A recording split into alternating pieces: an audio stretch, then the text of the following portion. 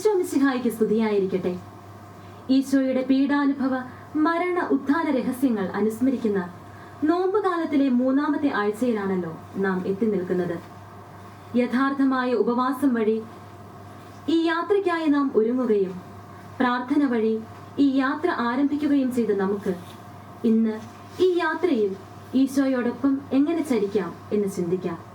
കുരിശിന്റെ വഴിയെ കൂടുതൽ ധ്യാനിക്കുന്ന ഈ നാളുകളിൽ അവിടുത്തോടൊപ്പമായിരുന്നു കൊണ്ട് അവിടുത്തെ ആശ്വസിപ്പിച്ച ഒരു വ്യക്തിയെ നമുക്ക് കൂടുതൽ പരിചയപ്പെടാം. അങ്ങനെ ഈശോയെ നമുക്ക് കൂടുതൽ സ്നേഹിക്കാം.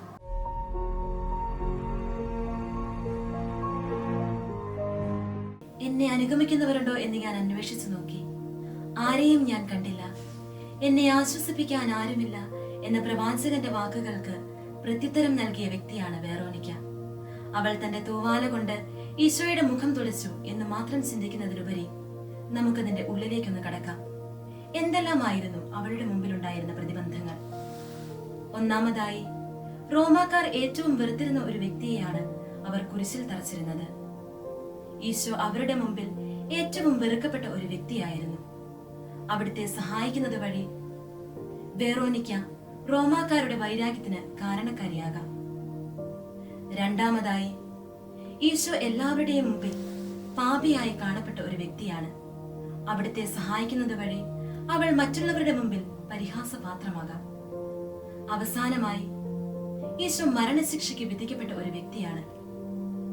വെറോനിക്കയെ സഹായിക്കുവാനോ എന്തെങ്കിലും പ്രതിഫലം നൽകുവാനോ ഈശോയ്ക്കാവില്ല.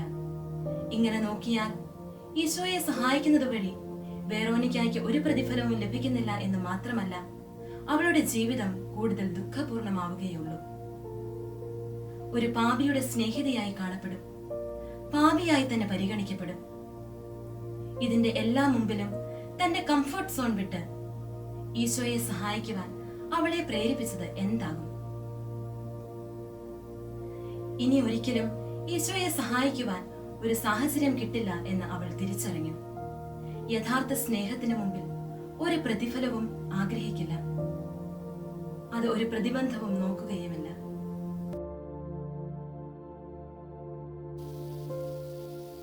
നമുക്ക് ഒരു നിമിഷം കണ്ണുകൾ അടയ്ക്കാം. ജെറുസലേമിൽ നിന്ന് കാൽവരിയിലേക്കുള്ള വഴി, വലിയ ശബ്ദ കോലാഹലങ്ങൾ, ക്രൂശിക്കുക എന്ന് ആർപ്പുവിളി കൂട്ടുകയും കല്ലെറിയുകയും ചെയ്യുന്ന ജനം. അവരുടെ ഇടയിൽ ഞാനും നിൽക്കുന്നു. ആ വഴിയെ കടന്നു പോയിട്ടുള്ള മറ്റേതൊരു കള്ളനെയും പോലെ അതാ ഈശോ തന്റെ കുരിശും വഹിച്ച് പ്രഹരമേറ്റ് പരിഹാസിതനായി മുന്നോട്ട് നീങ്ങുന്നു. മുറിവുകളാലും രക്തത്താലും വികൃതമാക്കപ്പെട്ട മുഖം.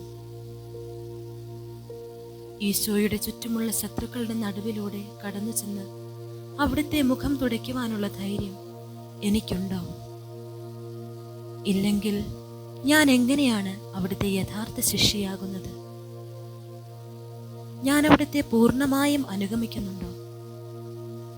പരസ്യ ജീവിതത്തിൽ അത്ഭുതങ്ങൾ ചെയ്ത് എപ്പോഴും മഹത്വത്തോടെയായിരിക്കുന്ന ഈശോയെ മാത്രമാണോ ഞാൻ അനുഗമിക്കുന്നത്? കുരിശിൽ അഭിമാനിച്ചുകൊണ്ട് ജീവിക്കാൻ എനിക്ക് കഴിയുമെങ്കിൽ എന്നെ തകർക്കാൻ ആർക്കാണ് കഴിയുക? നമ്മുടെ കംഫർട്ട് സോണുകൾക്ക് പുറത്തു കടന്ന് പൂർണ്ണമായും ഈശോയെ അനുഗമിക്കാനുള്ള കൃപയ്ക്കായി പ്രാർത്ഥിക്കാം. വെറോനിക്ക എങ്ങനെ കംഫർട്ട് സോണിനെ അതിജീവിച്ചുവെന്നും ഈശോയെ എങ്ങനെ സ്നേഹിച്ചുവെന്നും ഇന്ന് നാം മനസ്സിലാക്കി. ഈ ഒരാഴ്ചക്കാലം നമ്മുടെ കംഫർട്ട് സോണുകളെ അതിജീവിച്ചുകൊണ്ട് ഈശോയെ നമുക്ക് സ്നേഹിക്കാം. ഓരോ ദിവസവും 3 പേരെയെങ്കിലും സഹായിച്ചുകൊണ്ട് ഈ ഒരാഴ്ചക്കാലം ഈശോയുമായുള്ള സ്നേഹത്തിൽ നമുക്ക് വളരാം. ദൈവം അനുഗ്രഹിക്കട്ടെ.